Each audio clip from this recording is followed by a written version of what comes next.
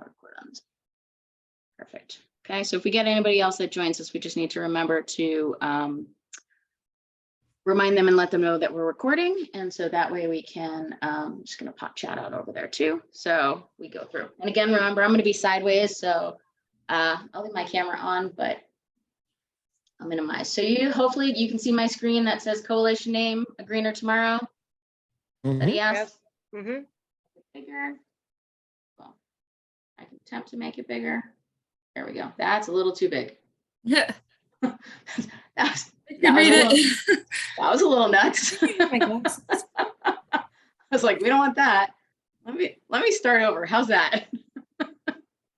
Way better. Way better. Okay. So last week we started going through all of the steps that we've talked about for coalition building. So we came up with a name, A Greener Tomorrow, which I think gives some idea of what it is that we're trying to do. The group decided to do a coalition type of a 501c3, which is that nonprofit funding status. The leadership structure, we talked about who was on our committee in terms of positions that we wanted to have.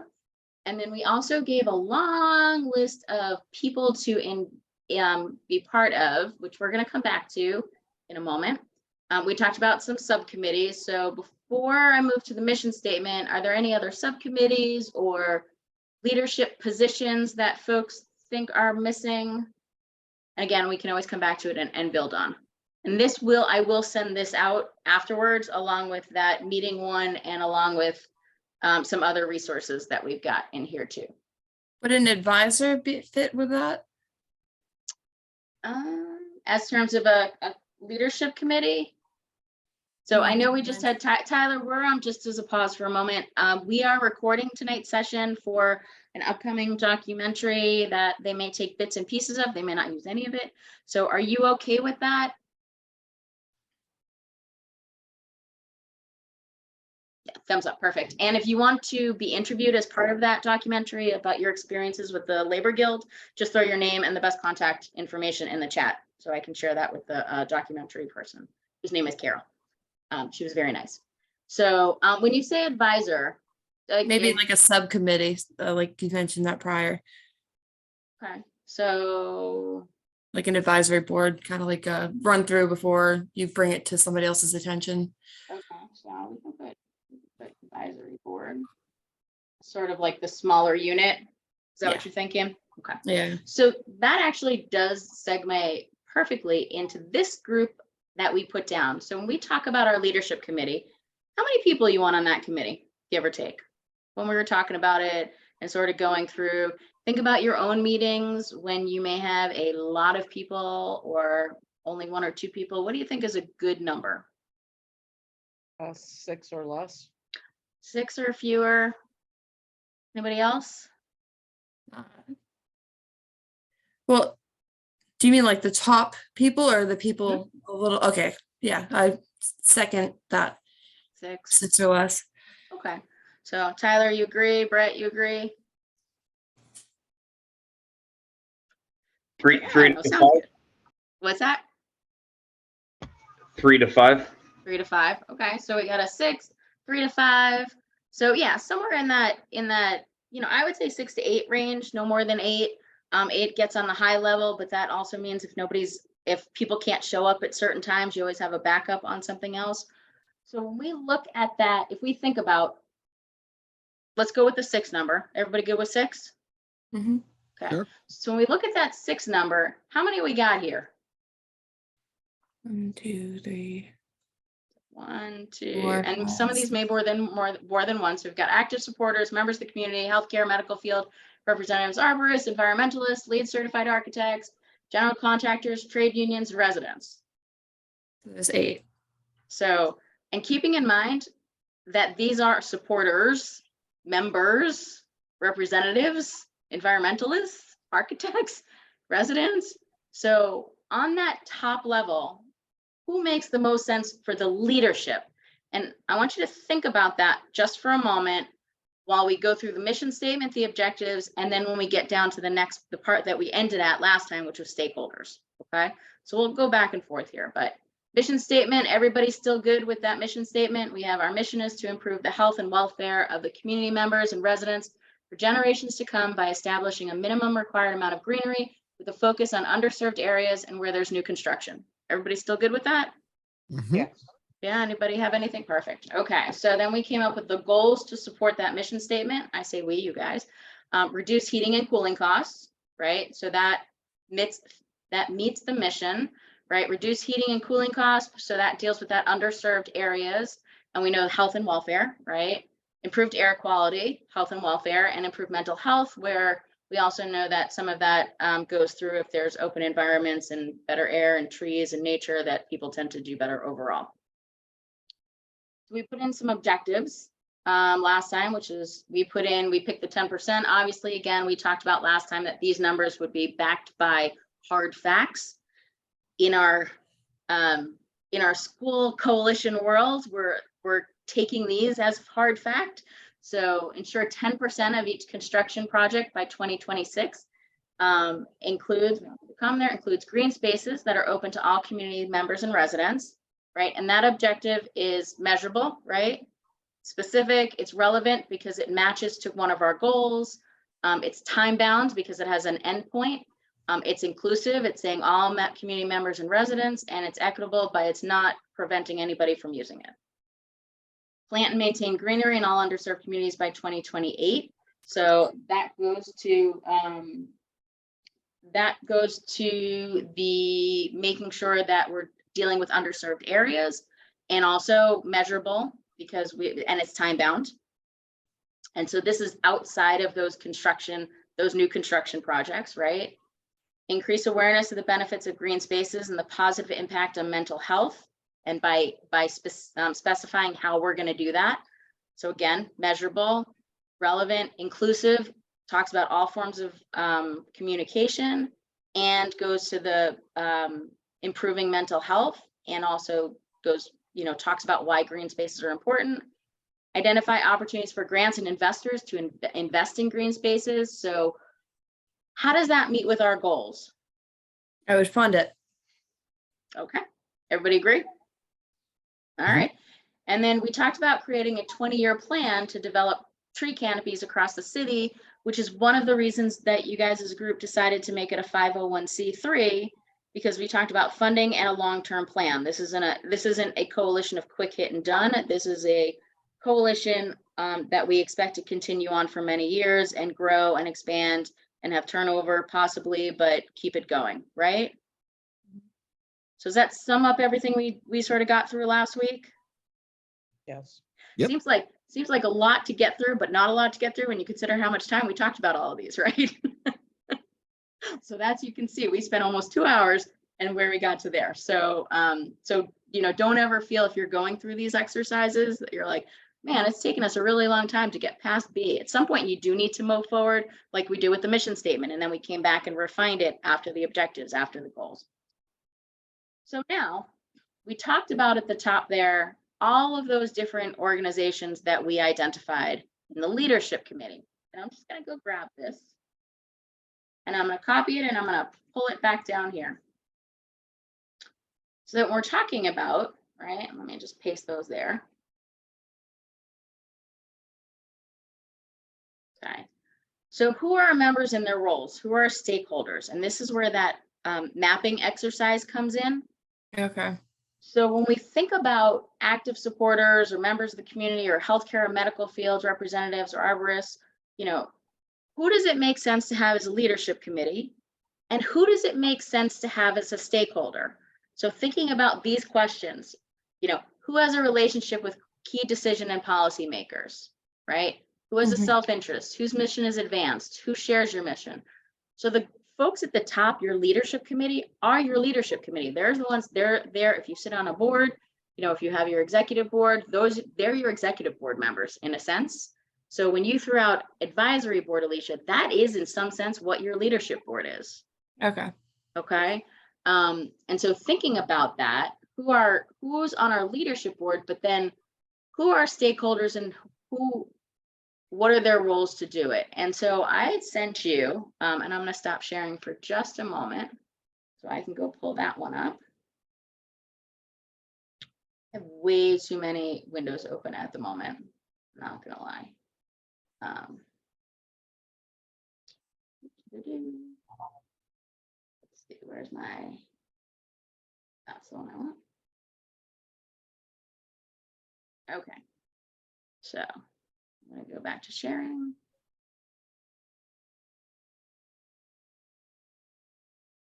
All right, folks, see my screen again? Yep. Yeah. Okay. Hopefully we're still recording. Say we're still recording. Yes, okay. So, you know, who has relationships with key decision policy change makers, who can get votes put on pressure, right? So again, this is your stakeholders. This is what we're going to fill out. So we're going to work on this today. So when we talk about who has decisions with key decision makers, policy changers, who can get votes, you know, here's your sort of broad category of people specific to this topic. So we're talking about green spaces, right? We're talking about underserved communities. So what people do you think, or what groups of people, and it could be positions, it doesn't necessarily have to be people. So starting with this would be specific to our mission of including more greenery, tree canopies, other stuff in underserved populations. So like what we had at the other list, the arborists, like people, or Okay. All right. I know I'm not spelling that right. That's the third time I've no, done it that. is right because I looked that up. I don't know why. Oh, there you go. Yeah, I'm like, I think I missed, I always miss, I think I miss an R. Okay, so why are we including them? Because I think they could bring just. I think people would be more likely to listen to, you know, them like being, you know, that's their specialty, and So they're a subject matter expert? yes, Yes. yes, exactly, Figured I'd make it short. yes, I got what you were saying. Okay. So subject matter expert, possibly also employed by the city. right, like Mass Audubon, right, yeah. So, Oh, okay. already be, they may already be in partnership Mm-hmm. with city or with, you know, contractors, right? Right. Okay. So who else? Who else would be a good fit potentially? I'm gonna say politicians. I know that's vague, but just because they tend to be the people who are there passing the bills and passing the regulations, or maybe someone more on like the what board is it? They do. Come on. They literally set like the requirements for like building, like the building. What the? Anybody? You mean the building code folks? Yeah, kind of, but not. Zoning Yeah, planning because- board, What is it? like zoning or planning board. Yeah, there, thank you. Because if they're gonna make this a requirement for, you know, when you build new buildings to have a certain amount, you're gonna want them on your side.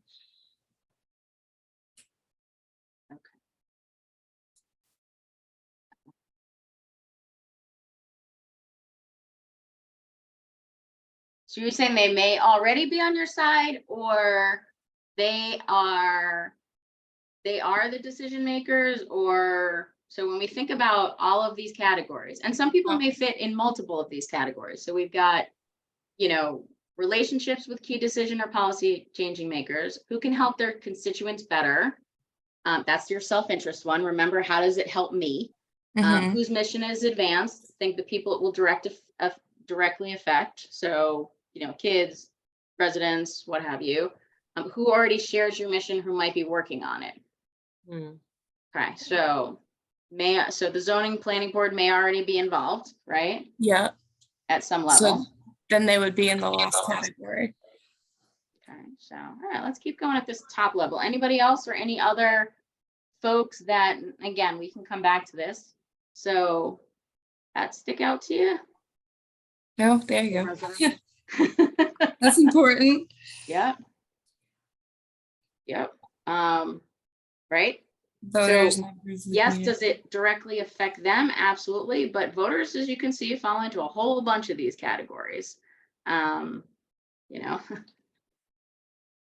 so live there, vote, have family, you know, who votes, etc. We'll make these a little bit smaller so we have some space. I'm not sure what Wu, I know Wu has had like a few. She was talking about environmental changes a little bit, but I'm not entirely sure how in depth her, like she wants to go with that. So maybe having the mayor on your side. So the mayor could be considered a policy maker, correct? Yeah. So the same way the zoning planning board could be a policy maker, or they could be making recommendations to the mayor's office or to other organizations. So, you know, the mayor may be, you know, if it's something at the state level, then the mayor, absolutely. If it's something with just the city level, Yeah. then, you know, maybe it's the city councilors. Because the city councilors can get to the mayor a little bit easier if you've got all the city councils on board. So, you know, so thinking about, you know, but yeah, mayor, city councilor, you know, pretty much anybody that falls into that category. And this is the broadest one that you have up here, and you can narrow it down because then you start thinking about, okay, who on these? So it's not just enough to say city council. You need to even go into one. There should be another column technically in here for you to sort of work with, which says, okay, identify who these people are, right? So, you know, I'm in Boston, so maybe Liz Braden we know that she's invested in underserved communities and making sure there's parks and greenery and that sort of stuff. Kenzie Bach was involved in that. So depending on, you know, if you're at the state level, then figuring out which of the representatives, which of the senators are more involved in that. You know, if you're on the, you know, if you know people who are on the zoning or the planning board or inspections, or if you know an arborist, you know, are they partnering, or the Mass Horticultural Society, any of those things. So really identifying, is there a point person? Is there someone who knows more about it? Is there somebody who we should invite in to reach out to really, because these are the folks you want to invite into your coalition. And you need to be able to explain why you're inviting them in and why you're encouraging them to join you, right? So always thinking about specific to the topic. So these will change based on what you're doing, and how long it is and what the nature of it is. But you always want to, anytime you put somebody in this column, you always want to have a reason why. Okay. It shouldn't just be, well, because just because doesn't get them to do anything. They have to have some investment in it. So why? They're interested in it. That's enough. It doesn't need to be more than they're interested in it, but it can't just be, well, there'd be cookies there. Now, meeting number one, absolutely. Cookies there, beverages there, whatever. Get them in the door that first meeting. But if you didn't have very good cookies, the same way if you don't have very good ideas, they're not coming back. Gotcha. So you gotta buy the expensive cookies at the beginnings to prove to them you have a plan, right? And Okay. you know what you're talking about and you have a message. What about healthcare workers? Just because they would have knowledge of like the health benefits that come along with, you know, different exposure, I guess. So let's talk about healthcare workers for a moment. Would it be healthcare workers, or would it be possibly presidents or CEOs of hospitals? What do you think? Well, Or you're saying go big cookies, so I guess you go for the CEO, but I would go personally for the healthcare worker because they'd have more knowledge on the thing. But see, I guess yeah, words are hard. so this top one is, who is going to get those decision policy makers to change their mind and endorse it? Okay, well, Right? then, yeah, get In the this CEO. instance, right? Because this again is a city or you know, a high level to say, we want you to force all construction projects going forward to do this, right? So are they going to listen to, is the mayor going to, not saying the mayor's not going to, is the mayor going to listen to, you know, the nurse or the healthcare worker who stands at the city council hearings and talks about stuff, and is Probably not. arguing about asthma in the workplace and all this other stuff? Or No. are they going to listen to the surgeon general of, you know, whatever, or the, you know, the head of pediatrics at Children's Hospital about why this improves? Who are they going to listen to more?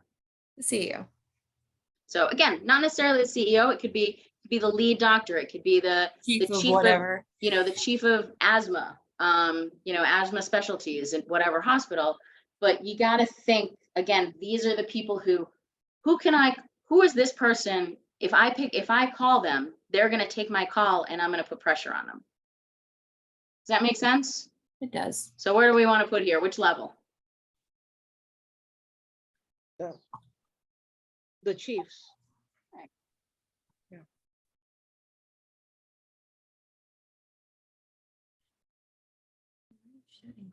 So we'll leave it at that, right? So they have some political power Mhm. just by the very nature of potentially who they are or money or whatever it is. All right. So who can help their constituents better if you succeed? So if you're talking to organizations, right, this is that self-interest. What do I get out of it? Why should I be part of this? What are you going to do for me? So who falls into that category? And you've got some broad categories here, but specific. Let's talk about specifics here. Who are going to help their constituents better if you succeed? Again, remember, our mission is to put That's me. greenery in underserved and new construction, right, across, and to go back and fill in where there hasn't been greenery before. So who's going to help their constituents better if you succeed? Who's that self-interest group? So that fall under like the general contractors too. Oh, she's just taking. Tell me why.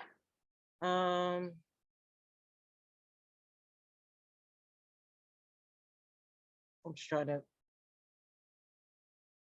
Anybody? Ray, you still with us? Yep, I'm right here listening. Yep. All right. So who has a self-interest? If somebody doing something, so let's think about this. How many times have you, let me rephrase this. Have you driven anywhere around town or New Hampshire or along any place and seen any advertising by where there's flowers or greenery? Yep. You have? What do they get out of it? Business.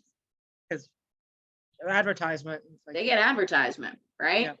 So, in this group of people, who's gonna think self-interest? Who might be a good group of stakeholders that might be interested in making sure that more nature, more greenery, more other stuff. Landscapers. Who's that? Landscapers. Ooh. Okay, why? More business for them, potentially. Okay, yeah, remember, that's self-interest.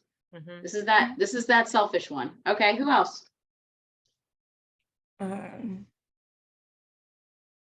So landscapers typically, not all, but some do. Do they have their own greenhouses? Do they have their own warehouses of plants? All of Mhm. them. Uh, Sometimes. Typically, they go to smaller businesses, so they'd be giving back to local businesses as well. No nursery. So nurseries, Mm-hmm. small local businesses. Yep. So giving back to the community. Boom. I give up today. Me too. Okay, so, oops. Okay, so giving back to the community. Yep. So is it investing in the community? Yes. Okay. And why is that good? I mean, we know why it's good, but I need to kind of hear it, so. You're helping support small businesses so they can grow. Less reliant on like Walmart, Mhm, Yeah, yeah. like keeping. corporate out of it. Yeah. Okay, I don't know if this falls into it, but like the zoning and the planning board, I think this would benefit them as well if you have certain requirements and they're not met. I believe there's fines, so that will give back to like the town and stuff. I'm not certain though. I'm still learning. okay, so let's talk this one out. So in thinking they can help their consent, now, these are elected folks, right? Mm-hmm. So who elects them? Depends, The people. right? Yeah, so they're either appointed by the mayor, or they're appointed by a city councilor, they're appointed by a group, or they're elected. Either way, at the end of the day, somehow they are put on by somebody voting, most likely, right? Or somebody placing them, or somebody voted for somebody to get in office who then had the ability to appoint them. Just a very long-winded way of saying it, they get on somehow. So do they have constituents then?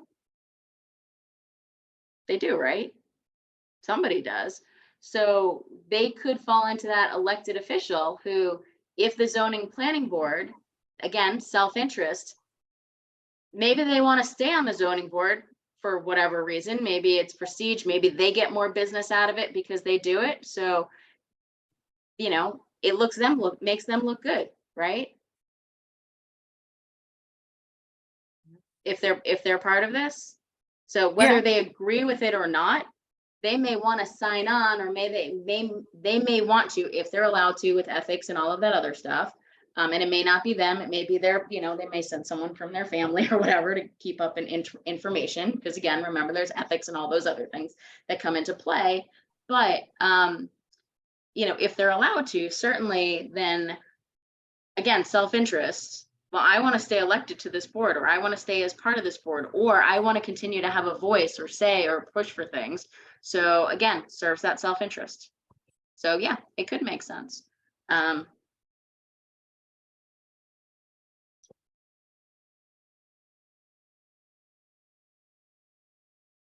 I'm going to put self-interest promotion. Who else might be a good, another group that might be, who can help their constituents better if they're part of this group? Would the environmentalists be? Okay, so. Okay, tell me why. Well, because like you said, self-interest, I would think that this is right up their alley, and I'm gonna put that in there. yeah. What about like National Grid or one of the electrical, even like a gas company, because kind of counteract the emissions that they're leaving. Be like, oh no, but we promote this, so they look like they have the greener side to it as well. I'm gonna put looking green.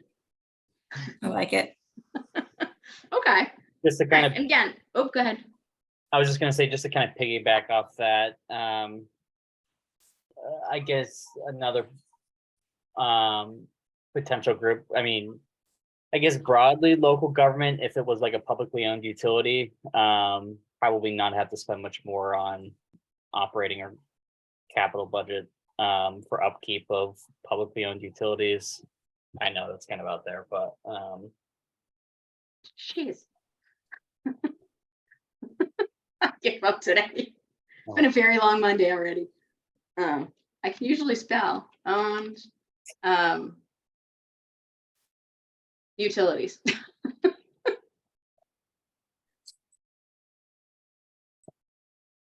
Well, let's put this publicly owned utilities, and then the how come not more capital.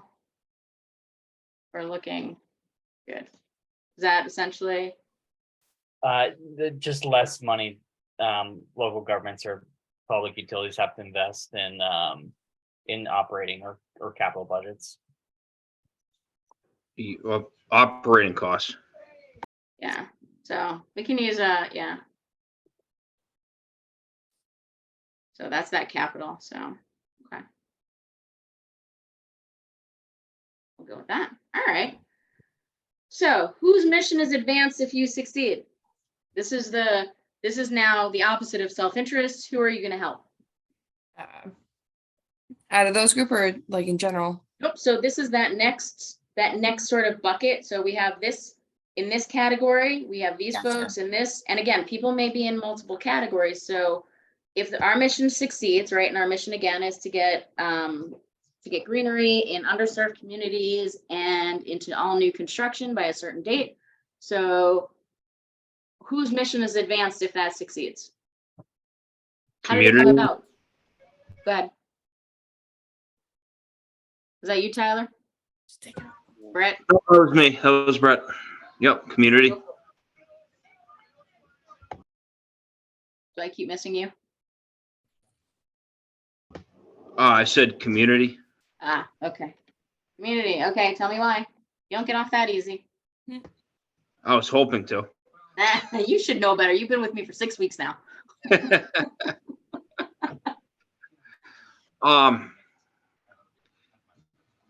Well, that's who we're ultimately trying to serve, correct? Mhm. Yep. Okay, The local government, okay. it would, again, cut down the need for assistance, so the costs that would be going towards that would be minimized. Well, they'd still need assistance, but not as much would be required.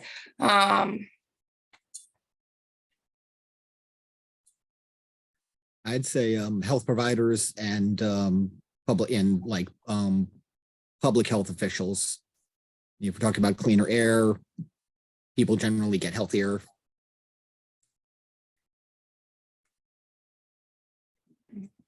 Mentally and physically. Right, stress levels go down.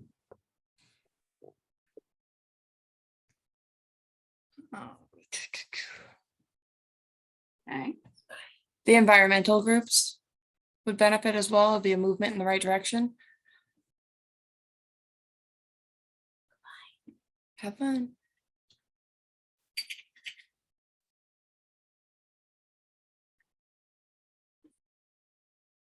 okay. Who else? When we say environmentalists, are we including climate change folks in there? Okay. Absolutely. Just checking. All right, anybody else? So let me ask you a question. If you see a house on a lot that is surrounded by dirt, broken bottles, house itself looks nice. So same house, done a lot that has broken bottles, a fence that's kind of fallen apart, maybe one straggly tree in the yard. You see that exact same house as part of a development that has walkways between green lawns and trees and bushes and flower gardens and maybe a fountain here and there or something like that. Which of the two are you going to buy into? So you're thinking homeowners because home values go up? Is that? Yeah. Is, That could be one. Yep. Yep. And that could also, would that fit also in another category? Oh, who can help their constituents. Yep. So homeowners, right? Because, you know, property values go up, but also not just that, but if you think about, right, your owners, you're not just the business, not just homeowners itself, but if it's an apartment complex, right? Whoever owns that, or if it's a construction company, if it's a, you know, somebody, if a developer bought, right? And they want to sell their units, so they bought land, they're going to develop that land. If you see two, you know, if people are looking for places to live, are they more likely to live at the place that maybe has the same inside, everything about that condo, that apartment, that whatever is the same, but it's in a nicer layout? Especially if they have kids or older, or they have dogs, or just like to be outside in nature. Is that something that might play into it? Yeah, absolutely. So, If I'm walking a dog, I'd be more concerned like walking through an area with glass on the ground than, you know, a bunch of trees. Might take longer because they sniff everything, but you know. so it might actually create neighborhoods as well, because people may now want to actually be outside in their neighborhood. Same thing, developers could also go up in this category. Because self-interest, sell property easier. For those who are like in the, what do you call it, underprivileged communities, that It would also kind of create a sense of like equality between other communities with more trees. Mhm. Yeah. So, yeah, Yeah. less judgment where you're living.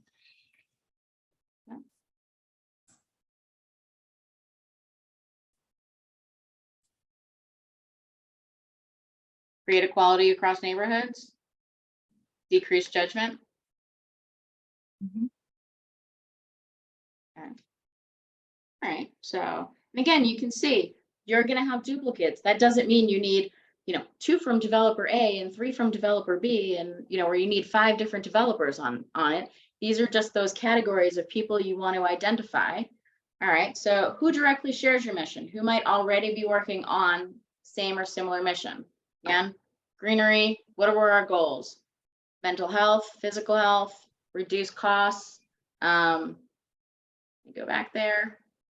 And so improve air quality, reduce heating and cooling costs, improve mental health.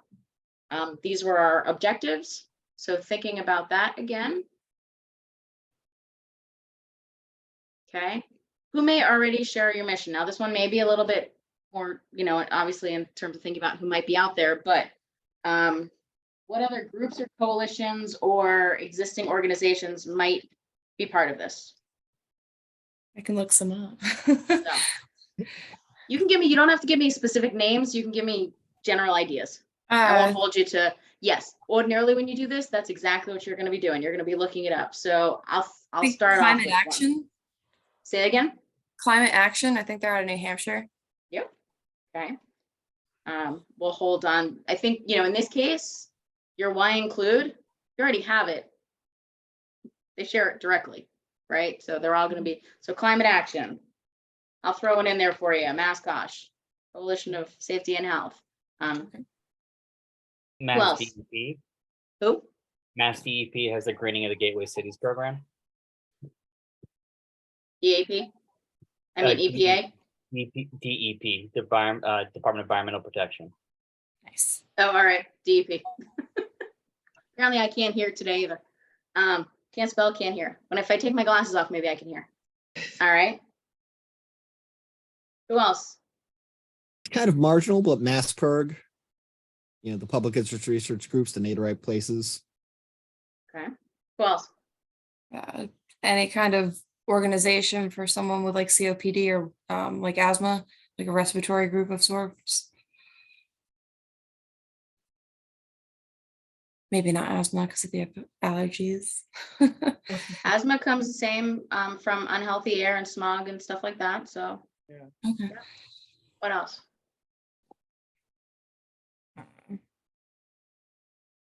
Who else An might, emissions group? who's that? An emissions group? Doesn't that cut emissions? Okay. Anybody else? Guys are doing pretty good for off the top of your head. So again, this is the thing. You would do your research, you would go look and say, okay, who else might? So climate Suicide action. prevention. What's that? Suicide prevention. We're trying to also increase mental health. They have the hotline and stuff. Okay. I'm gonna add Mental Health America in there for you. Other groups or departments or who else might share this, who might already be working on a similar issue? So this could also be a local business owner who's trying to, who's come in and wants to improve the neighborhood, right? Mm-hmm.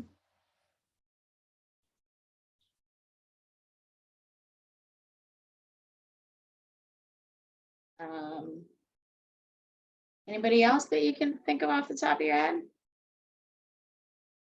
I feel like maybe the Massachusetts Coalition of Community Health Centers might be.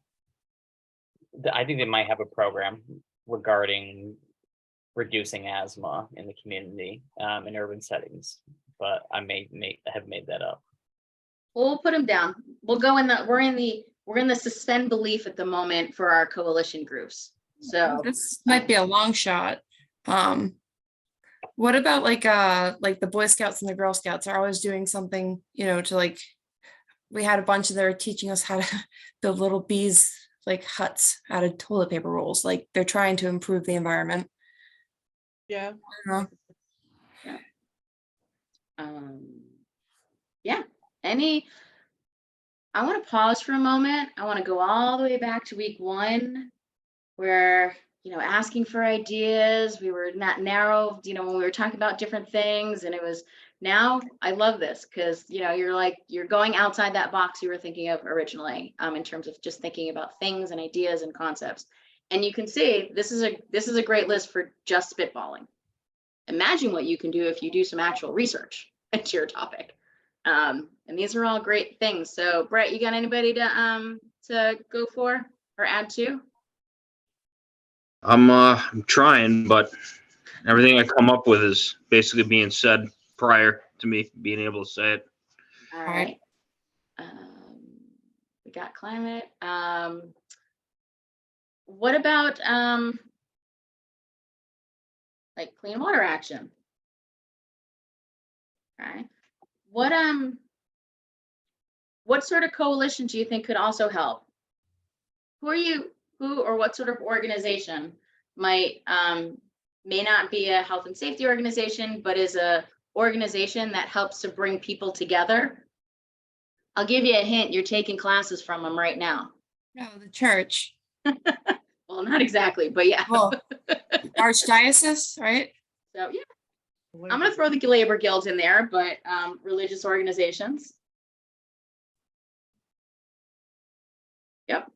So really got to think about, again, this is part of, and whether it's, who might directly feed, who can help better succeed, self-interest, who has relationships. Maybe it is some of those other organizations that have people who are elected or appointed. Now, one thing I've noticed in all of these lists, do you see workers anywhere? No. Where should they be? If they should be. So I guess the first question is, do you think they should be there? And the second question is, what category or categories do you think they would belong in if you think they should be in here? Definitely the second category, because that This would one? give them, yeah, they'll give them more work.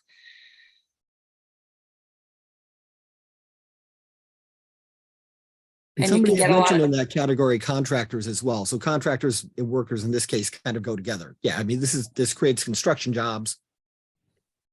Both contractors and workers, like when new construction jobs are created. Okay.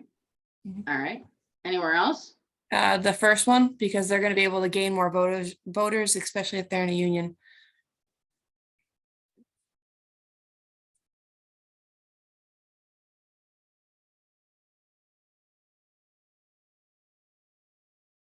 Okay. Anywhere else? All right. Now, before we get to that last one, I don't see, now you just threw out especially in a union, but I don't see unions here anywhere. Oh. It can be in the second category as well. I would assume that the arborist would probably fall under AFSCME or maybe Moses in Massachusetts if it's a kind of statewide state worker type thing. So I would assume those two would be the ones representing the arborists. And they'd be able to better help,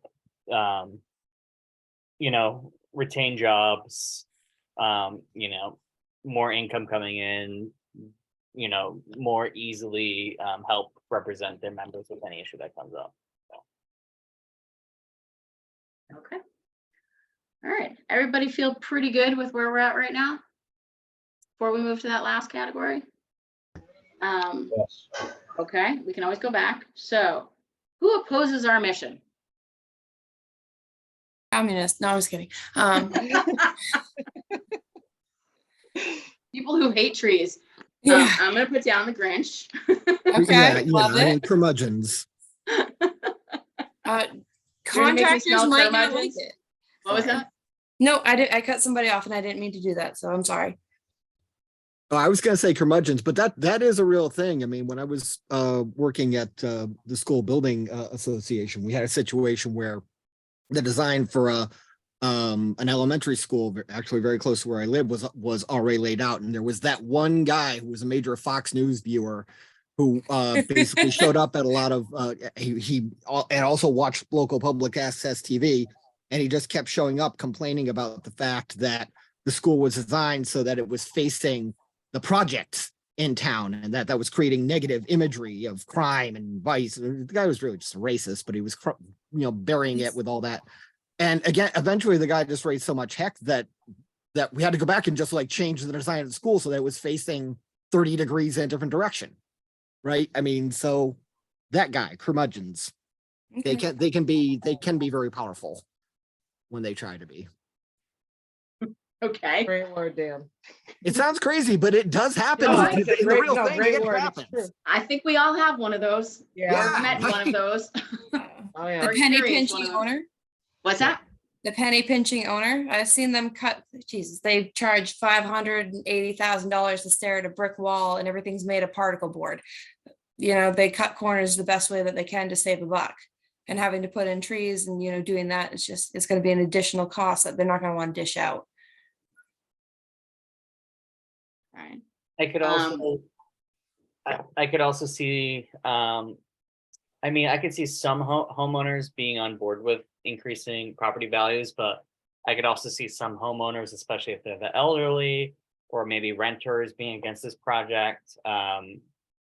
You could see potential gentrification, people being moved out of the community that they live and they love. So I could see like potentially the renters and the elderly not liking the project.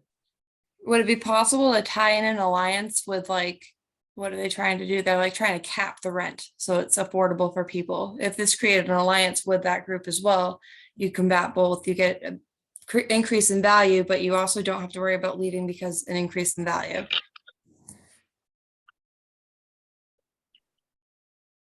I don't know why head went on a tangent. No. I'm trying to think of how to, or where exactly. While I'm thinking about that, or while others are thinking about it, I also added in higher water costs for residents. Okay. It could I help don't with know if any of you flooding. have paid a water bill recently. But I can tell you the more To you the got, point and then that- that cost gets passed on potentially, depending on who owns it, to the residents. Hmm. Still To the thinking point that about it. Alicia was raising, this goes back to why I was saying that the coalition needed a couple episodes ago, or lessons ago, I was going back to the point that the coalition needs to have people on it who are that we need to keep the focus on affordable communities because of anti-gentrification policies. Like because anti-gentrification people, which is a real and legitimate movement, and Mhm. with rents in Boston, that's like everyone knows why. That's a real movement that is going to keep an eye, that is going to be keeping an eye on the question of whether the plan that we develop is going to be done in such a way that it doesn't drive the community that's already there out of their own community. Right. So Yeah. that's and basically what that means is, and you can't really do this on the flow chart angle of things, but for every plan that we're doing, we need to be having somebody in there who's keeping an eye on the question of, okay, how is this going to affect local businesses, rent structures, this, that, and the other? How is this so the people we're trying to benefit really are the ones who get the benefit? But that's not, I don't know if that really fits in here so much. Well, and again, it does fit in because we always want to make sure our goals and that inclusive and equitable are at the end. Right. So everything you're doing, and it does fit in this chart, let me go back to the power mapping, by adding in I added in affordable communities as the groups, sort of as a placeholder. But there are, what's the rent one? Affordable, no. Yeah, it was Prop 2.5 years ago, but it's not anymore. Citizens for Limited Taxation, is that who you're talking about? We could go with them. Yeah, they're the devil incarnate. Yeah, exactly. You think But Manchester Alliance? sometimes I'm gonna leave them off, but you know, we'll put, I'm just gonna put affordable taxation, so I'm not putting in a, or limited,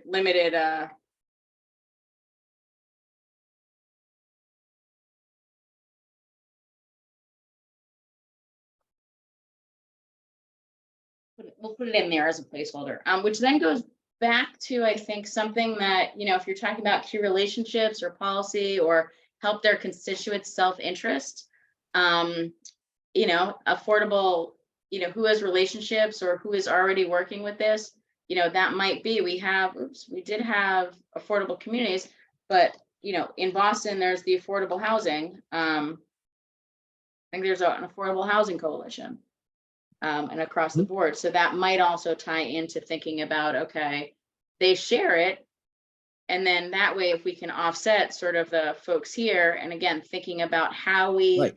and this is why you want that, why do they oppose our mission? Why do we want to include them? So that, you know, Brett, to your point and folks earlier, it's that same thing.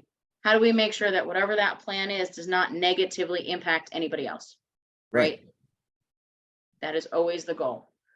Who else might oppose our mission? Anybody else?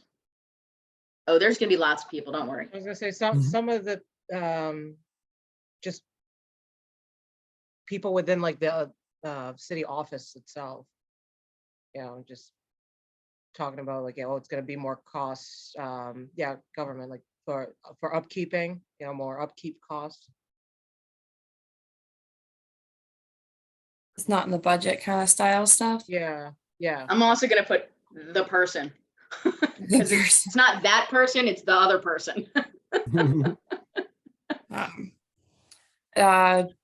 the electrical companies or like even like phone companies, they may fight it just for, you know, again, it comes in with like tree maintenance and stuff.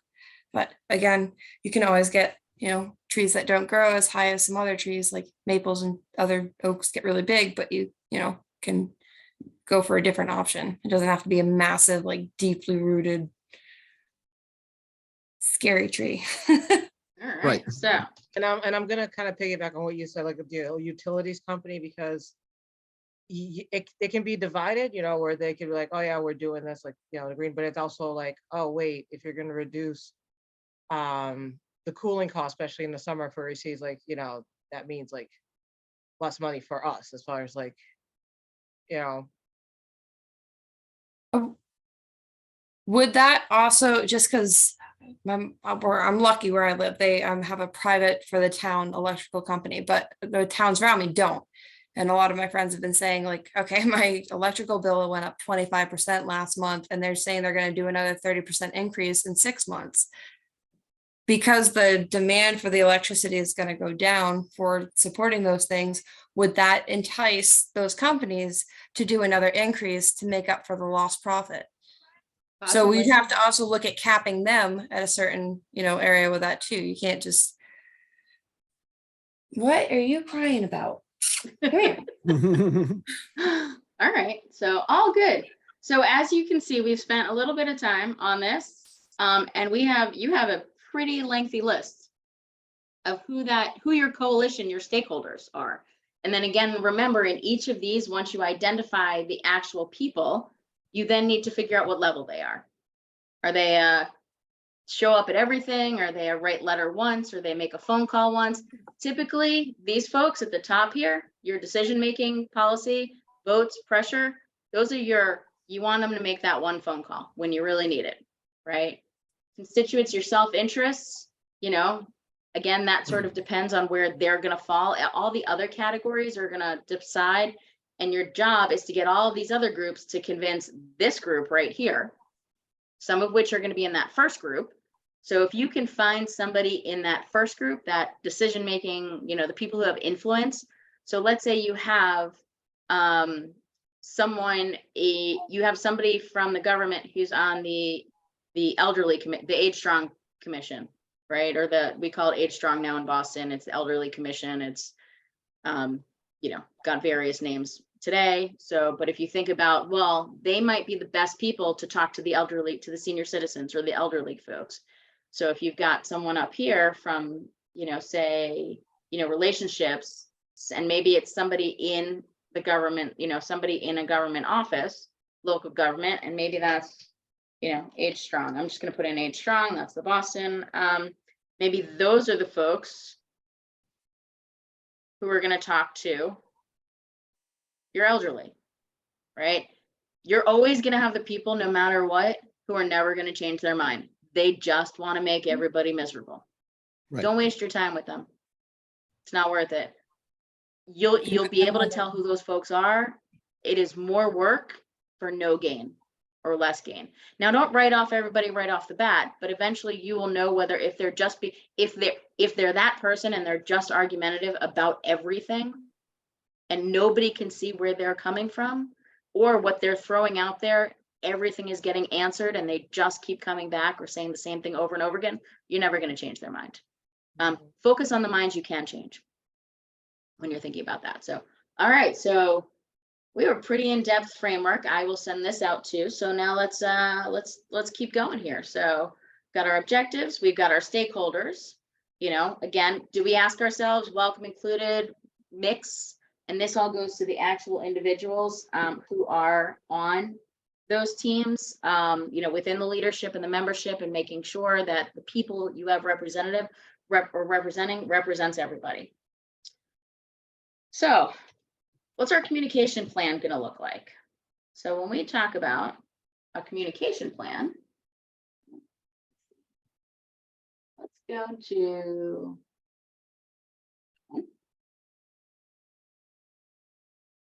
okay. So can you see my screen? It says coalition communication plan template. Yes. All right. Yep. All right. I can make that a little bit bigger. So again, remembering everything needs to follow with that SMARTY reminder. So your objectives, what are your communication objectives? And we're just going to walk through this. I'm not necessarily going to go, but we'll stop at some points to throw out some ideas. So what's your communication objective?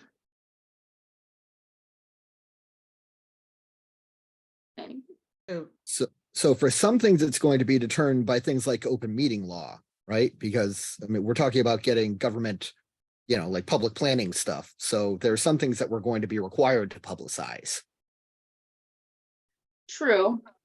Is that an objective, or is that just the mechanism to make sure you do it properly?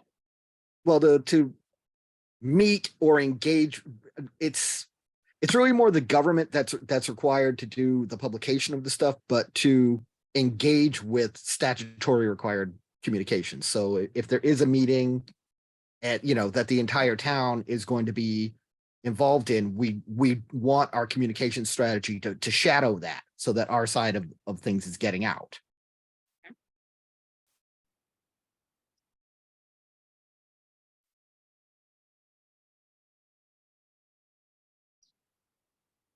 Okay, so you're going to want to meet that open records law if it's something that we're putting on, and from the timing of it. So if there's a meeting, you want to make sure that your public comment is happening at those meetings, that everybody's aware of it, that you're getting people to show up.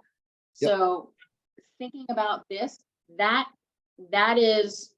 may be a communication goal, right? Is to get the word out there, and your objective is how you're going to do it. So remember, objectives are the deeper dive into your goals. Mhm. So your goal is to make sure everybody's aware of your campaign, right? That's pretty much your primary goal. Mhm. Right? And then underneath it, how are you going to do that? By, making sure you're up to date on all meetings, right? Making sure you're doing timings with that. And maybe there's another one. Your key points, your messaging, that you start with your mission, and then you're going through your mission, your objective, your goals. So we'll come back to that if we do have time, about what that looks like. And then how frequently you're doing outreach. So, if there's a meeting, if there's a monthly meeting on that meets about construction projects in your town, then you're going to do outreach at least monthly, right? And you're probably going to do outreach maybe bi-monthly, because you're going to want to do the education part couple of weeks before, and then hey, don't forget there's this meeting coming up in 2 nights from now, or 2 days from now on Saturday, or get your baby, or we'll have babysitting, or whatever, childcare or elderly care. you know, is it daily? Is it weekly? Is it leading up? Is it 2 weeks before a vote? Do you then want to do it weekly? So your communication plan may change as the timing goes along. So remember, at the very beginning, you're starting a start date and an end date. And some of that is based by that mission statement that or by those objectives that we had. So when we had those objectives, right? 2026, 2028. Well, in order for this to happen by 2026, maybe it has to be passed in 2025 or by 2025, or it has to be passed by 2024. So you need to backtrack to figure out what that timeline is. So you want to start so that you're getting all of this up and running or forwarded or before. And if it needs legislation, then that's always that it is, you know, usually more than a one cycle. So if you start it in this cycle, if it happens, great. If not, you want it for the next cycle. Or if people are running, let's say you want this by 2026 and 2024 is an election year, right? You Right. have primaries in September, you want to aim for maybe the September primaries. Tyler, did you have something? No, sorry, I was just raising No. my hand. That's doing a little stretch. Yeah. I say we didn't even take a break yet. So do folks need a break? Are we good? Everybody good? I'm okay. All right, yell if you need a break. Because this is our last class. I want to make sure we get it all in. And I've been told I got to give you 10 minutes at the end. So, so those are all things to think about is like I said, those timelines of what do I need to work backwards. So how frequently you might do outreach at the beginning, it may be a slow roll, and then it may increase, and then it might be increased when there's an action, and then it might back up a little bit and it might go to monthly again. Keeping it in everybody's mind, but then something else is happening and you're going to start increasing that again. You know, different methods you'll use and why. So thinking about how are you going to talk to the heads of pediatrics the same way you're going to talk to your neighbor? Are you going to reach out to your neighbor the same way you're going to talk to a utility company? Are you going to get them to notice things the same way? No. Are you going to maybe have to do some letter writing campaigns to maybe get to the powers that be, those decision makings, those policy makers, versus putting flyers up in the neighborhood or posting on social media? You know, if there's a Facebook group in your neighborhood, instead of it just being about, trades of stuff or selling products, maybe it's making sure that, hey, did you know there's a community meeting tomorrow night that's going to talk about this? Here's why you should care, because you always want that key points. Your main message should always include, why should I care? Because at the end of the day, even though some of these other groups may not be self-interest, there's always a little bit of part of it. And that's why people join coalitions. That's why people get involved in different things. Why do I care? Different methods. Do you need funding for communication? Where does it come from? So we talked about identifying grants, funds, some of that 501c3, some of that fundraising subcommittee. That's where they might be falling into, so that, you know, a lot of the stuff you might be able to do for free, letter writing, getting stuff, but you may need to get a website. You may want to pay for a domain name so that it's registered to you. So that's going to take funding. So where's it coming from? Is one of those other stakeholders willing to front a certain amount of money, or are some of your stakeholders, your members, willing to donate $5 to, towards the campaign, or $10 towards the campaign? You see it all the time, right? The Fight for 15, donate. If anybody's part of Act Blue, you probably get messages all the time about donations to this, that, the other thing. If you've ever voted and you vote regularly, I'm sure you want every registration list for every politician who's voting.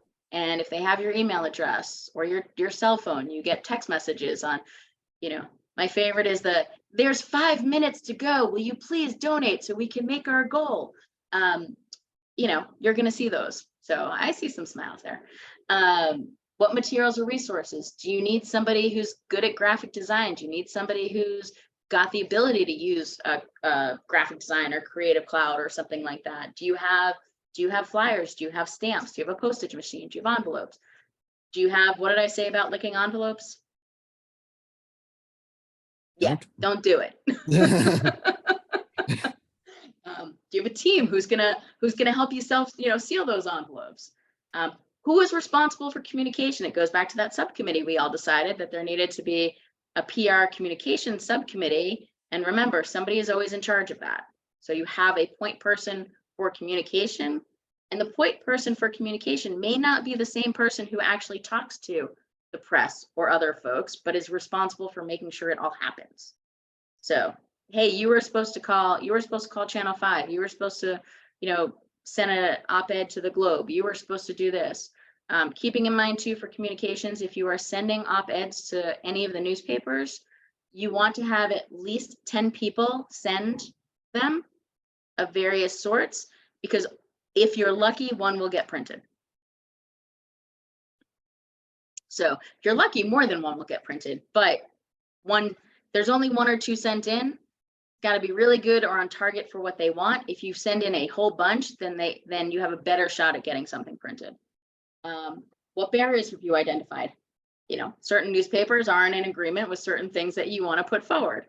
Certain news stations aren't in agreement with the things that you might, in this case, greenery, public housing, mental health, languages, again, equitable, inclusive. Do you need to get something? Do you need to hire someone to proofread if it's in another language? Do you have people on the committee that can put it in all the languages that are in that demographic? So, if you're in certain neighborhoods of Boston, you need it translated to 12 languages in order to hit every person in that neighborhood that speaks a language, different language. So that goes to the communication in multiple languages, multiple formats. Again, target audience. Who's your target audience? Now, don't forget about the kids. I know you've heard me say this each time also. If there's green spaces out there in their neighborhoods, kids are more likely to play outside. They're more likely to be around each other. If you get them involved hey, we could have a playground, or you'd have a space to play, or kick your soccer ball, or do any of those things. Do you maybe have a target towards your kids in the neighborhood? Being able to do things like that. So thinking about what that looks like, which is maybe a very different message than the parents, than the elders, than the seniors. The targeted audience, you might have a community meeting for the seniors, right? Elderly are on fixed income, right? They tend to be on fixed income. They're retirees. It's based on their COLA increases, their cost of living increases. And so they may be part of against because they don't know how it's going to affect them. So while in theory, they might be for it because it sounds good, they think it might cost them more money in their rent overall or in other things. And so that's where having that a targeted audience of, and what communication method they prefer. They may not want to go to a Zoom meeting. They may want to go down to the local meeting hall, which could be the VFW, it could be the whatever, city hall, it could be, town hall, it could be the community center. They may prefer to meet at 10:30 in the morning, and that may be going back up to, do you need funding? Well, you might need coffee. You might need to, you might want to say, come for coffee and donuts, coffee and muffins, and learn more about how this can help you overall. We can help you, we know you're on a fixed income, we can help reduce, by doing this, the goal is to, over time, reduce your heating and cooling costs. Here's how. So that way you get the folks who don't have enough information about it, who think they have enough information about it, who are the people who are like, no, don't make any changes. I don't want those cranky kids running around outside underneath my window screaming while they're playing soccer and knocking over my flower pots. Well, we'll make sure, that certain areas may be fenced off, or, only play soccer in this part of the field, those types of things. So that's the way too, that you get more questions that you can then answer the next time or get back to them on. Why will it motivate others? Who benefits from it? What type of message impacts them?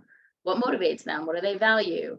Again, how does it support, and it always goes back to that at the end, how does it support your goals and your objective, right? So communication plans. You've seen some of those timelines. There is a sample communication plan on the website. And again, I'm gonna send out some more information for you folks on that too. Questions or thoughts on communication plans? That's a very, very fast run through. Okay, we ready to implement? No, yes, no. We ready? Yes. All right. Let's do it. So let's think about it. Dun, dun, dun, dun. Okay, so here's our implementation plan. Let's start at the top. Start date. Now we're just gonna talk. We're not necessarily gonna, again, this will all be stuff that you'll go through, but you already have these, I think. I sent these out already, but I'll send out that power mapping one filled in. So start date, you figure out what that start date is, right? For us, our first deadline, I think, was 2026. So we want to start probably pretty soon, right? Once you get an idea, you kind of want to start getting together. You want to get everything pulled together. Targeted end date. So this may be, you might have multiple, you could have multiple end dates, right? Because you may have round 1, round 2, and that could be, round 1, I think we put in the 2026. Round 2, I think we put in 2028, I'm guessing, and then the next one was a 20-year, end 20-year plan, right? So those are all based on whatever you've laid out.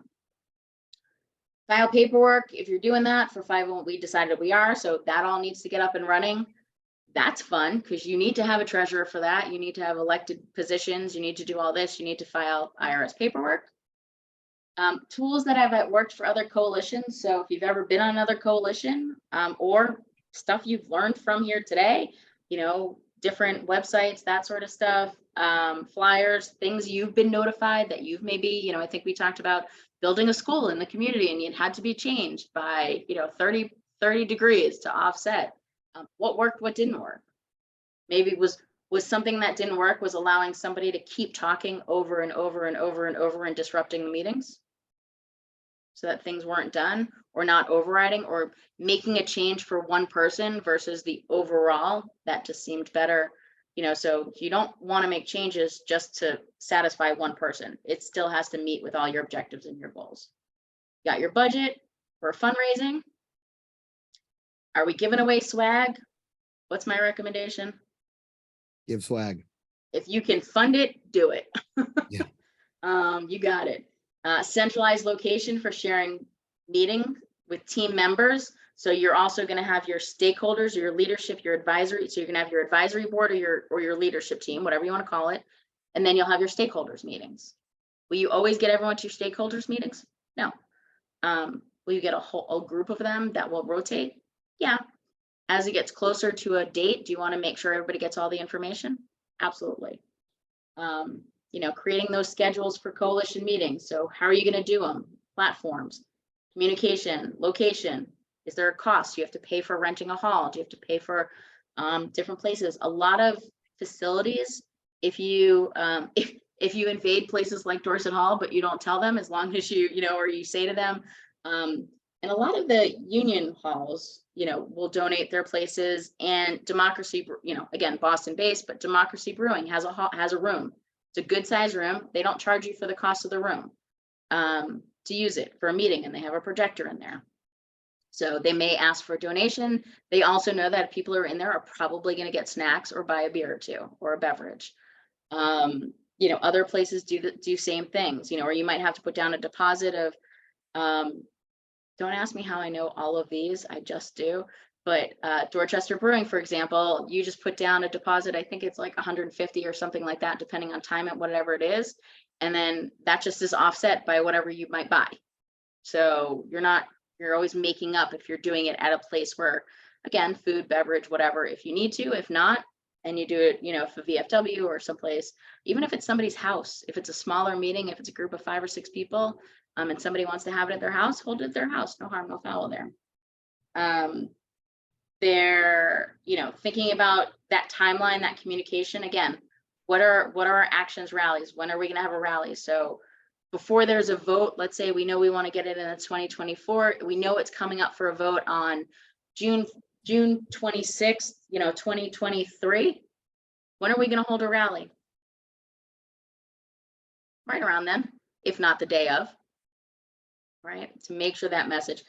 Day of, you do want to do it a couple of days before, just so you can get it out there and then remind. Is there any harm in showing up on the day of the vote, especially if it's a big vote and you want to pack the room? Not at all. Making sure everybody's got that task. Remember, that's the key in part, whether it's what's coalition, whether it's a meeting. I know I still owe you the meeting stuff. Everybody pray that I get that message that comes in so I don't have to file a charge tomorrow. Implement that communication plan we just went over, and every action has its set of dates, right? So, you know, whatever you're doing, if you're doing 2 rounds of newspapers, then round 1 has a date, who it's assigned to, you know, when it's finalized and all of that, what it's doing. So this way you can say, you know, whether or not it's 2 papers, 3 papers, 5 papers. Weekly social media blast. What's the topic? Who's it assigned to? What are you using? When does it need to be finalized? So it's not enough to just to say, we want to make sure that we have a social media blast on Tuesday. We want to make sure that everything is edited and ready to go by, say, the Monday before, right? Or 2 or 3 days before. That way, if it needs any edits, it's ready, but otherwise it's done. You're not scrambling around trying to keep on your schedule. Because the other part of this is, when you do things like this, people then get to know what the habit is, especially if it's a long-term coalition, where they know that on Tuesdays, I'm going to get an update on something. On Tuesdays, that email is going to come out. On Tuesday, I'm going to see that on Wednesday, I'm going to see a social media blast. On Thursday, I might get a blog post. On Friday, there might be a meeting, you know, or every 2 weeks, whatever that looks like coming through. So keeping in mind, we follow that. So once we do all that, what are our chances of success? A lot better A lot better. Why? because of the exposure, the publicity, you know, like Exposure, publicity. Also, you're prepared. You're better prepared. So by going through this whole, we don't want to go there. I'm going to stop sharing for a moment because nobody needs to see my ugly screen at the moment. I can promise you that. So.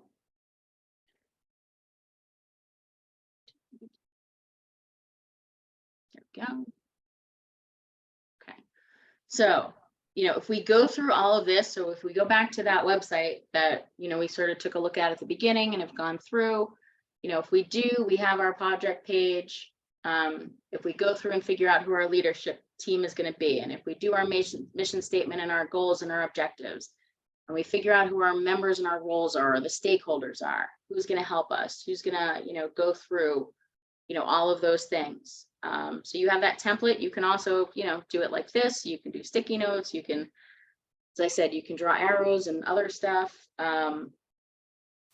Then your communication plan, right? Clear in there. If you are messaging, always plan for, like, if you're doing a rally, it's going to rain. Just plan for it. Don't worry about it. Bring an umbrella. Bring plastic bags. I've stood in rain. It's not the end of the world. You know, figure out who your media spokes. We already talked about all that. And so thinking about messaging, right? Your editorials. Again, aim for 10. You have a better shot. Call in, mail in days. So this is that talking points of that, again, what tier are they going to be? What are they going to do? If the vote is coming up in 2 days and a week from now, maybe it's 3 days before or earlier that week, you get everyone to call in that day and leave a message. Grades have to write it in a thing. They have to document it and keep it in a log. Those community meetings. So if there's a public comment process for a community meeting in your neighborhood and you're in the community, just ask. Reach out to whoever the organizers are and saying, hey, can we just have a couple of minutes to talk about our coalition? You know, we think it's great. Someone has that personal experience, or again, those kids, people cannot, they'll listen to them. They may not listen to you getting up there, standing and speaking, and might be like, okay, hurry up, I want to go home. But you put a little kid up there who wants to talk about stuff, more people will actually listen to them than they will listen to you a lot of times. You always want to pack those rooms for people. Again, social media day. If you're posting on social media, it's not enough. You need your folks to repost it, to share it, to like it, to post it on their own social medias, to do all of other things that you may not be posting on. Petition signings are good. Those house parties, we've added virtual in. And again, rallies, car rallies, especially during COVID, we did a lot of rolling car rallies because people, didn't want to be out and about near other people. But that also, and then people can decorate their cars. And some people are very creative. Now, if we're talking about green and reducing emissions and environment, maybe electric cars, or hybrid manufacturers might be willing to do some funding. They might be willing because they're pushing, right, to get away from emissions, to get away from stuff. So they might be a source of fundraising that you might reach out to car companies who are the good ones. Or not, you know who I'm not talking about. And put out there. Be careful when we're, recording. Local parades. So we're hitting springtime. There's a march for everything. Look. See if you can join in, get a banner, spend your money on a banner that 3 or 4 people can hold, or individual signs that people can hold up. Again, t-shirts, kids, flyers, leaflets, have a table at these things. Farmers markets, again, we're starting to be in spring. Farmers markets are starting to hit, especially for something like this.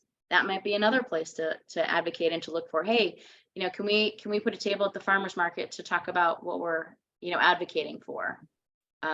The hosts of the farmers market may have no political connections. They may have some, they may be in favor of it. They may say you can put out stuff, but you can't, or you could do this, but you can't do that. Doesn't hurt to ask. And then blogging, as I said, does push more stuff. So communication tools, there's a list up here as well. So we use Action Network. Before that, I used MailChimp. We now get Action Network as part of our union. We do have a full G Suite of tools. So we also we use the G Suite and the Office tools to put stuff out. I am working on that training on how to build free, easy, quick, easy, free websites. So keep your eyes open for that. Obviously social media, don't forget about YouTube. So if you have a rally, film it or do it live so that you can put it on your YouTube channel, which you can link to your website, which then you can post about, which then people can make comments about, which people can share about and invite them to the next one. Hey, look at what this first one was, come to the next one. And there are plenty of non-communication tools. It is not all about technology.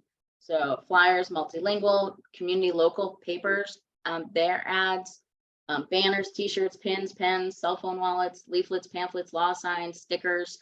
Lawn signs are a big one, and they don't have to be expensive. Stickers are good too.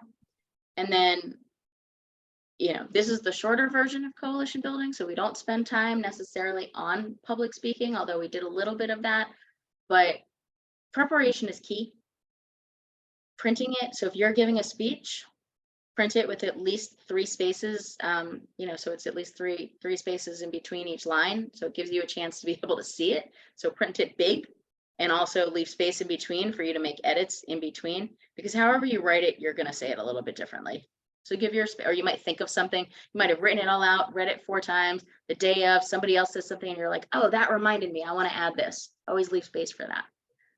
And then just practice it.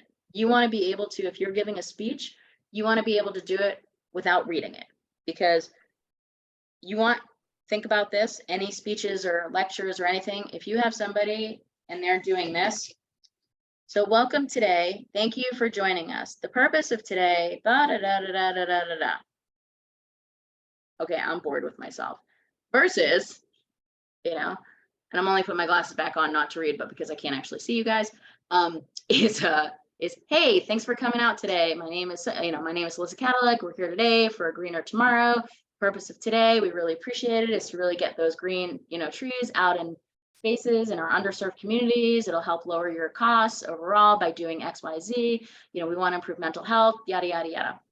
Now, yes, can I do a lot of that off the top of my head just by thinking about what we went through? Yes. Do I always want to? No. Sometimes you might be put on the spot. And that's fine. As long as you have your talking points, you know what to say with them and you know how to arrange them.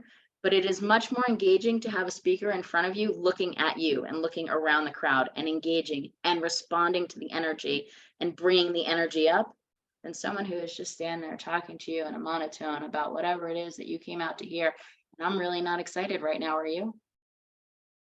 Yeah. Versus, hey guys, how we doing today? What are we talking about? you know, getting engaged, getting involved.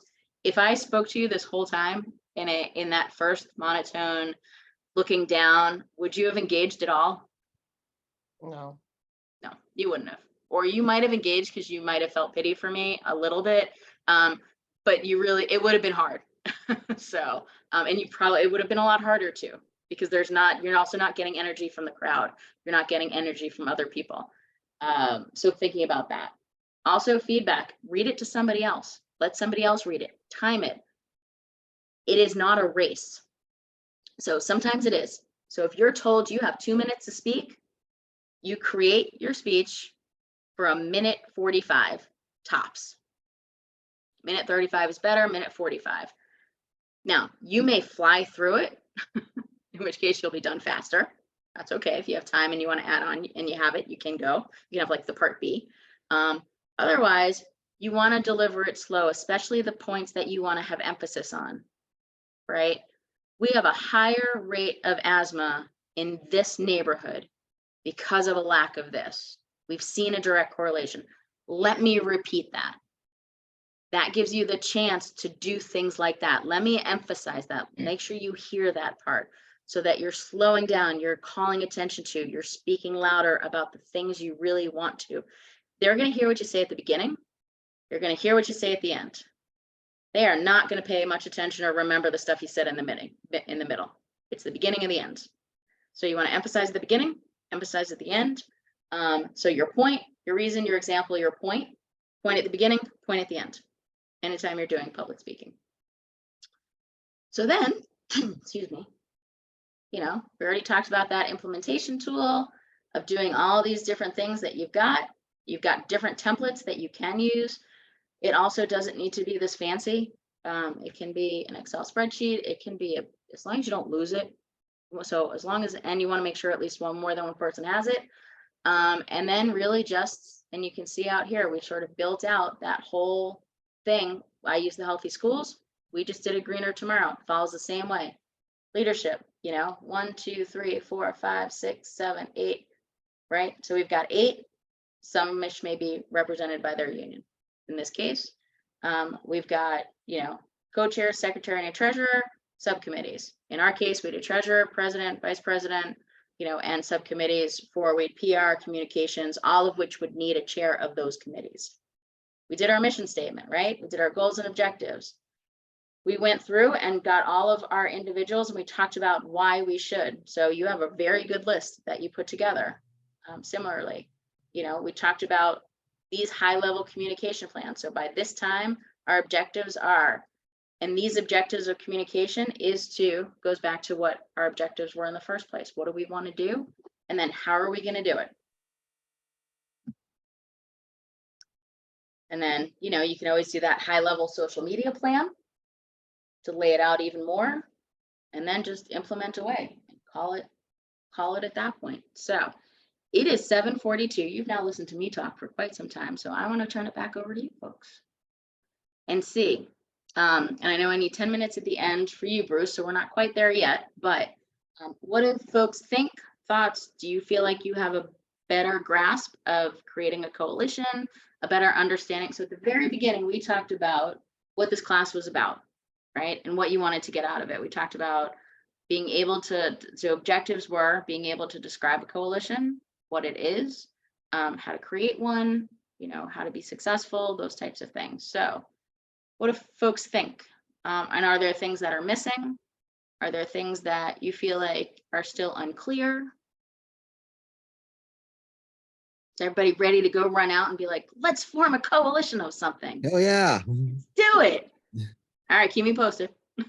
I love a good coalition, especially if I get a t-shirt. I have a quick question. With all this being learned and what I've learned from you, what's the realistic time frame for forming a coalition and the amount of work that goes on with it, all said and done? It really depends on what type it is. It can be quick. If you already have a group of individuals that are on the same page, then that's a pretty quick startup. And then it's Okay. really just going through and figuring out, I mean, you could put together a coalition in a month. You could do it in a couple of weeks. You could also take, 3 months to do it. So it depends on how much time people have. It's also, some of it is also based on the need and any deadlines. So if you know you have a deadline coming up in 2 months, you want to do it as fast as possible, which means you want to accelerate this process and really, Absolutely.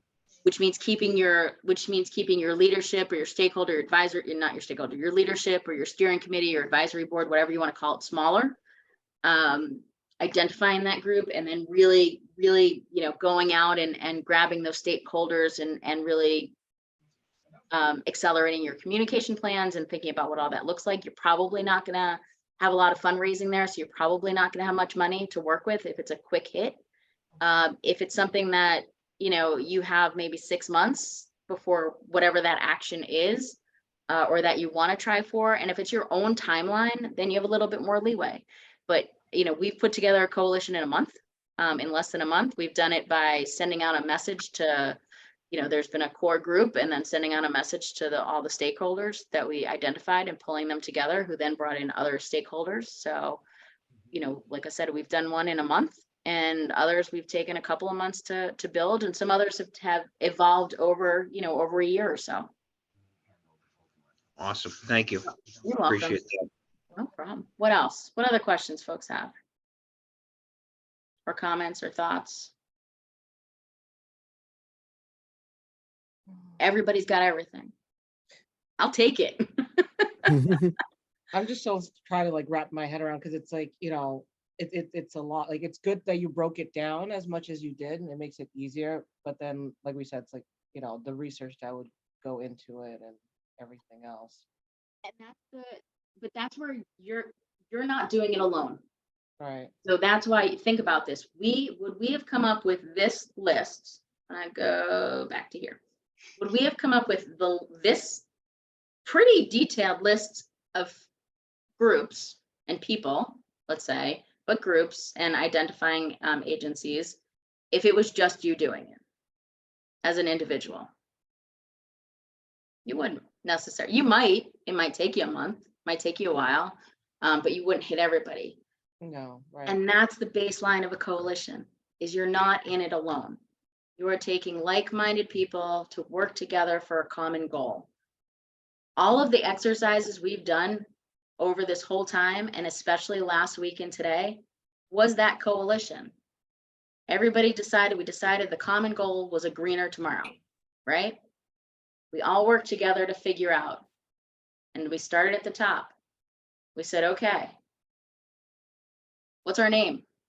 Came up with it together. What type? Came up with together. Leadership committee, mission statement, came up with it together. So no one person is responsible for all of it. So that's why people do often think, well, to build a coalition is kind of overwhelming because I have to do this. It's not I, it's we. And if it does turn out to being I, then you don't have a coalition. Right. You have one person doing all the work and everybody else just sitting back watching the fun. And that's really why you create these positions, why you put responsibilities, why you assign tasks, why you say, you're in charge of communication, you're in charge of implementation, you're in charge of reaching out to this group of people, so that when we go back over to, say, this power mapping list, I might be the person that is in charge of reaching out to all these people. Alicia, you might be responsible for these two. Somebody else might be responsible for these two. Brett might be responsible for those two, and so on. And so that everything is getting parsed out. So it's not one or two or three people doing all the work. So that's why that, 5 to 8 group of leadership is good, because it gives you more people. That's why having subcommittees is good. Breaks it down even more in terms of thinking about, I don't need to think about all of it. I need to think about what I'm responsible for, and then reporting back to the group. So it makes it more manageable. I might be responsible for, when we talked about our objectives, ensure 10% of construction projects of each construction project by 2026 include green spaces. Well, part of my project may be, or what we might assign to the folks in the trades to say, how many projects are there in this neighborhood? Or how many projects are there across the town? Okay, there's X many in a year. Over the past 3 years, there's been an average of, 500 construction projects on average over the past 3 years. Right, each year.